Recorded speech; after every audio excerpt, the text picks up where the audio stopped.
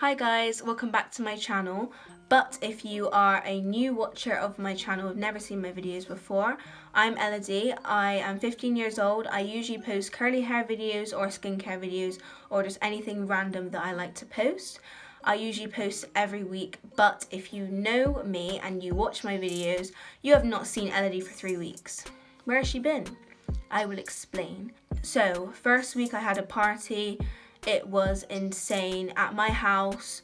Family parties are great. I did not have any time though to film a video because obviously I've started school now. When I was in the summer, I could film any time of the week, any time of the day, but I've started school now, so I can only really film on a Saturday and a Sunday. Obviously, that period of time I had no time and I was tired because it finished at like 3 a.m. in the morning. So I couldn't film that week. Second week, I had a photo shoot with my cousin Janaea for her college.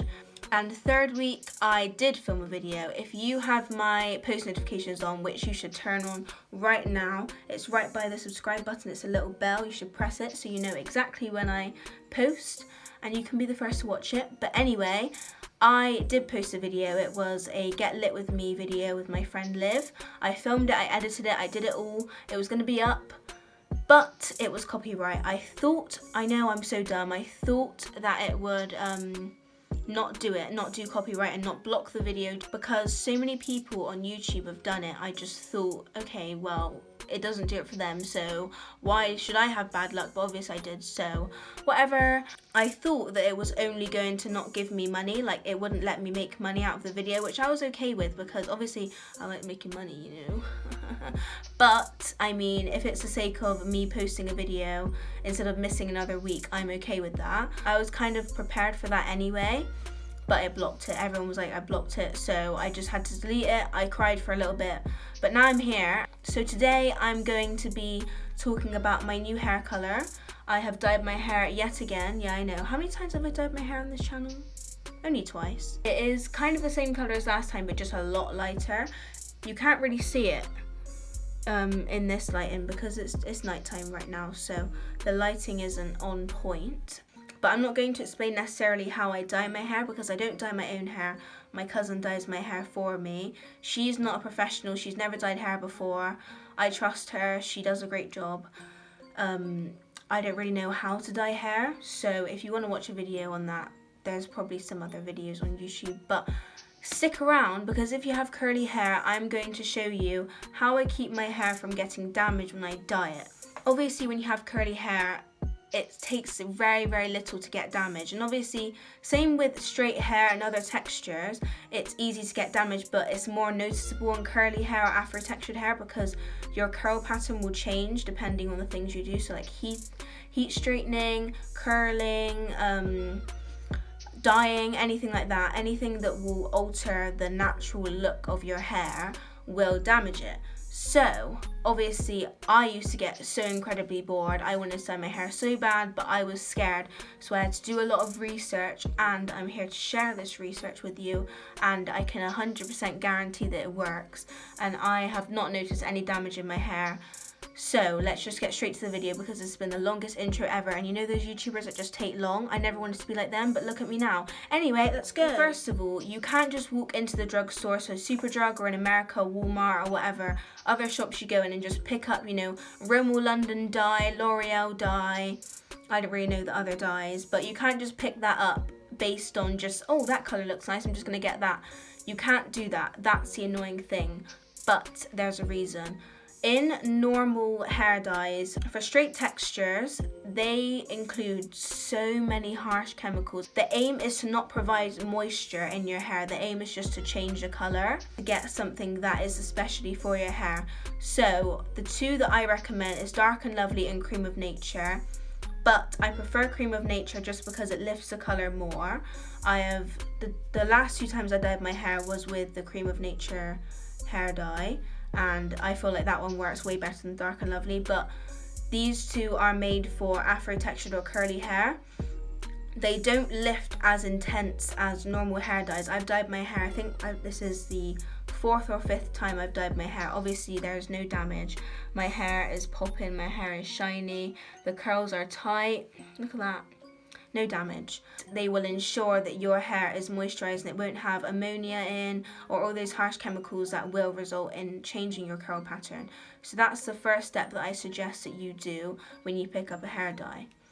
Second step is before you dye your hair, before you put any chemicals on your hair, do anything, do not do it wet. I think everyone knows that. You don't dye your hair wet, and you don't do it on clean hair. What I usually do, I do a scalp massage and oil treatment, and also put it in my hair for about I say at the least 2 days. You don't want to do it when your hair is fully clean because you don't have the natural oils to protect your hair from actually taking in the chemicals, because otherwise it's just gonna slip off. It's not gonna take as well either, and it's just gonna ruin your hair. It's gonna be frizzy. You don't want to do that. I know they say they want you to do it on clean hair. Usually some hair salons say that you need to do it on clean hair, but I've done my research, my organic, clean, healthy research, and you should use an oil treatment, and I think that it works really good because my hair is never really that dry after I do it. Third of all, make sure you stick to the actual instructions. Just walk around, leave your house. I've seen so many videos of people walking around with their bag on their head. They carry a bag on their head when they still got the dye in their hair. First of all, that's going to make it process more. They actually leave the house, they can't wash it out when they need to. I've seen this video of this lady who dyed it this colour, the box dye that I use, and she came back from picking up her little brother or son from school. She went shopping and her hair was just yellow.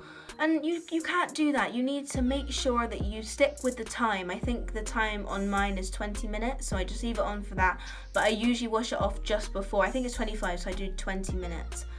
Just in case my hair gets damaged from it. I just don't want to, I'm like super precautious. But yes, don't do that. Make sure that you stick by the actual instructions and do everything right, put everything in, shake it well, you know, all those things. Follow the instructions. Don't just think, oh, I'm just going to do it my way, and then no, just don't do that. Fourth of all, this is the final and most important step. Honestly, I cannot stress this enough. You need to make sure you moisturize your hair. Keep it moisturized, like deep condition after. Honestly, deep conditioning you need to do after you dye your hair because all your natural oils are out of your hair. Your hair is just going to be dry every time. Don't worry though, when you first dye your hair and you wash it out and you deep condition everything, it's not going to be like this when you first dye it. First of all, it's probably going to be a bit ginger. Don't stress. My hair was very ginger when I dyed it, but I know it's going to fade in like about a day or two, and now it's kind of ginger, but it's like golden ginger. I don't know, I love it, it's so nice.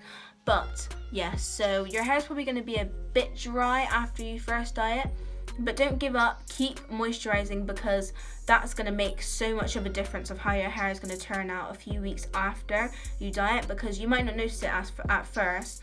You might not notice it at first, like how dry your hair is, but once you start moisturizing it, deep conditioning it, making sure you just follow everything as normal but maybe extra. If you're lifting lighter than your actual hair color, it's actually taking out the color and it's taking off a layer of your cuticle of your hair that you can actually never gain back. I know that seems kind of scary. That's what I heard when I first dyed it. I was like, oh my gosh, my hair's never going to be the same if I dye my hair. But you can stop that from being so extreme if you make sure you don't dye your hair again. Make sure if you deep condition your hair and you keep it moisturized, you make sure you moisturize your ends with coconut oil, jojoba oil, whatever oil you prefer.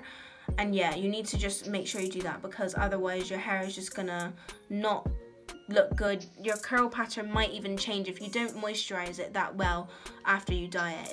It's not gonna work. So make sure you do that and you'll be okay. So I hope you guys enjoyed this video. A lot of people have been asking for me to show them how I dyed my hair and how I keep it healthy. So I just thought I'd make a little quick video on how to show you guys how I do it. Leave in the comment section below what you would like to see me do in next videos. I'm not really sure. I want to do a Q&A, but obviously I need questions, so comment questions, comment anything.